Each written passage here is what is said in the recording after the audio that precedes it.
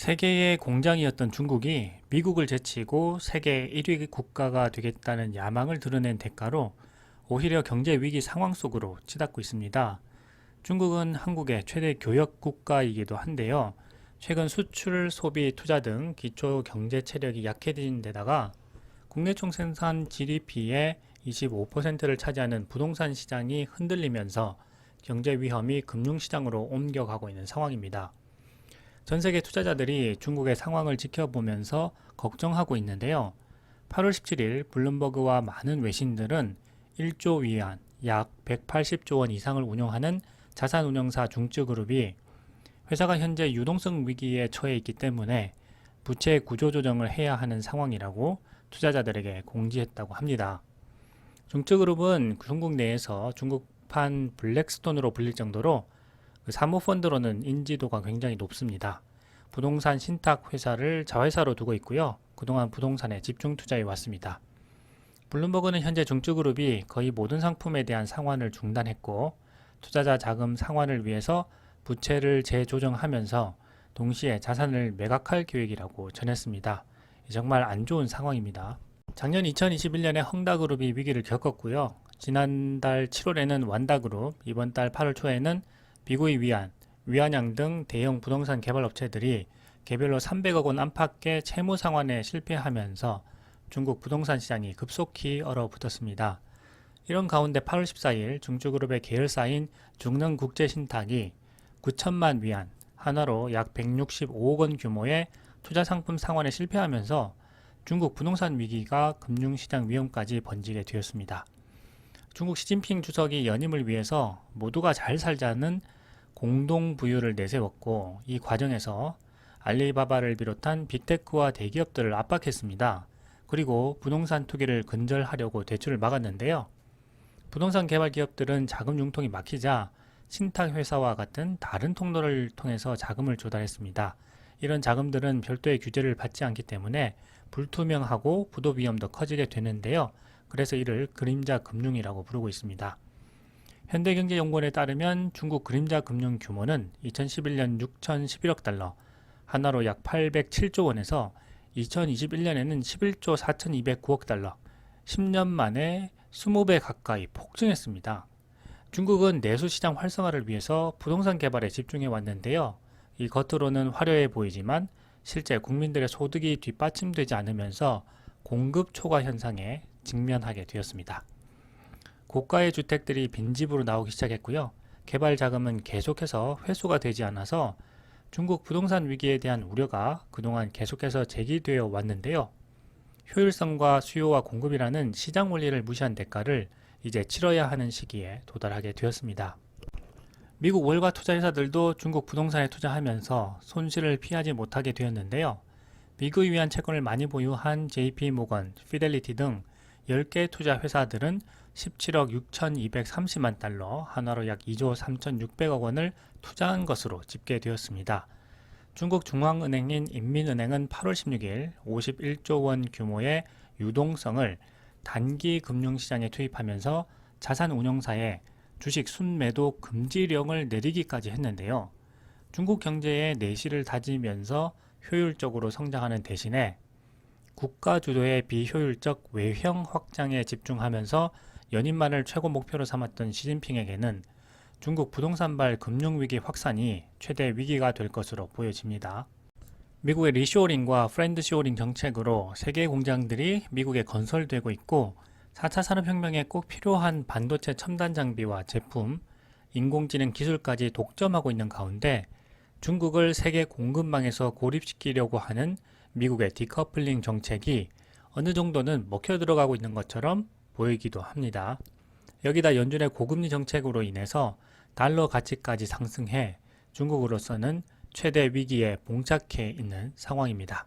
미국이 중국과의 디커플링 정책을 고수하고 있는 가운데 중국의 부동산 금융 위기가 확대되면서 최근 월스트리트 저널은 중국의 세계 공장 역할이 축소되면서 인플레이션이 장기화될 수 있다는 의견을 내놓았습니다. 중국 동남아시아에 생산 기지를 둔 많은 경영자들은 계속해서 상승하는 인건비와 생산 비용 때문에 비슷한 고민을 하고 있다고 보도한 것인데요. 낮은 비용으로 대규모 공장을 가동해서 물건을 저렴한 가격으로 세계 각국에 공급하는 생산 기지형 국가가 더 이상 존재하기 어려운 시기에 접어들 수 있다는 이야기입니다. 최근 중국과 동남아시아의 인건비, 복지 비용이 크게 올랐고요. 이런 영향으로 인해서 앞으로 세계의 공장 역할을 하는 나라가 사라질 수도 있다는 것인데요. 이렇게 되면 인플레이션이 장기화되어서 인류가 물가 고통에서 벗어나기 어려워질 수도 있습니다. 2019년 중국의 1인당 국내 총생산 GDP가 1만 달러를 돌파했고요. 임금 수준이 꽤 높아져서 이제는 해외 자본으로 설립한 공장이 하나둘씩 철수하고 있는 상황입니다. 중국의 생산 공장을 대신할 대안으로 주목받은 베트남, 인도, 인도네시아와 멕시코 등도 자세히 안을 들여다보면 선진국들이 기대한 만큼 저렴한 생산 기지는 아니라는 평가도 있습니다. 국제노동기구 ILO에 따르면 중국 근로자의 평균 월급은 2012년 379.6달러에서 2021년 812.6달러로 9년 만에 무려 114%가 올랐습니다.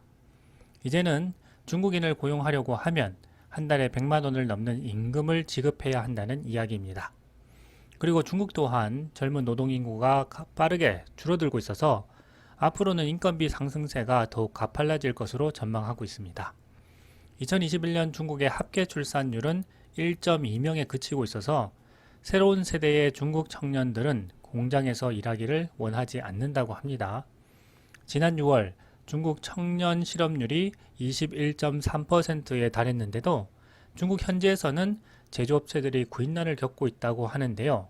우리나라와 비슷한 상황이 벌어지는 것 아닌가 하는 생각이 들기도 합니다.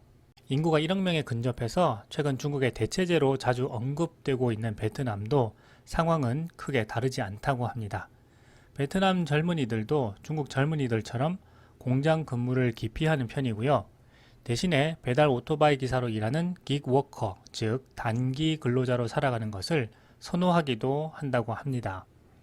이것이 어쩌면 코로나 이후의 시대, 세계적인 포스트 팬데믹 현상 같기도 합니다. 인구 대역전의 저자인 영국 경제학자 마노즈 프라다는 위클리 비즈에서 다음과 같이 언급하기도 했습니다. 더 높은 수준의 교육을 받은 중국과 베트남의 젊은 세대는 윗세대보다 한 단계 위의 삶의 질을 추구한다 라고 말이죠. 세계 최대 인구를 보유한 인도 역시 현재로서는 글로벌 생산기지 역할을 해내기에는 난관이 많다고 평가받고 있습니다. 특히 낮은 교육 수준과 열악한 인프라가 제조업 발전의 발목을 잡고 있어서인데요. 인도의 인력풀은 고등교육을 받고 IT 기업에서 일하는 사람과 교육 수준이 매우 낮은 사람들로 양극화되어 있으면서 제조업에 적합한 정도의 교육을 받은 사람은 적다고 합니다. 안타라 할라르 케임브리지대 교수는 위클리 비즈에서 인도의 성인 문자 해독률은 74%로 96%에서 97%에 달하는 중국과 베트남보다 상당히 낮다. 인도는 전체 도로의 40%가 비포장 도로일 정도로 인프라도 취약하다라고 했습니다. 그리고 요즘 인도 젊은이들은 제조업보다는 소득이 높은 IT 업계로 진출하려는 경향이 강하다고 합니다. 따라서 인도 정부의 제조업 육성 노력이 가시적인 효과로 이어지지 않는 원인이 되고 있기도 한데요. 인도 GDP에서 제조업 비율은 2010년 17%에서 지난해 2022년 13%로 오히려 떨어지기도 했습니다. 세계 4위 인구 대국인 인도네시아도 글로벌 기업이 생산 기지로 삼기에는 인력 수준이 떨어진다는 평가가 많습니다. 인도네시아 근로자의 57%는 최종 학력이 중학교 졸업 이하이고 학교 교육 기간은 평균 7.8년에 그친다고 합니다. 거대한 미국 시장과 인접한 멕시코도 세계의 공장이 되기에는 한계가 있는 상황입니다. 멕시코는 아시아 유럽과의 연계가 상대적으로 낮고 미국 캐나다와 긴밀하게 연결되어 있다는 점 때문에 전 세계를 위한 공장이 되기 어렵다는 평가도 있습니다.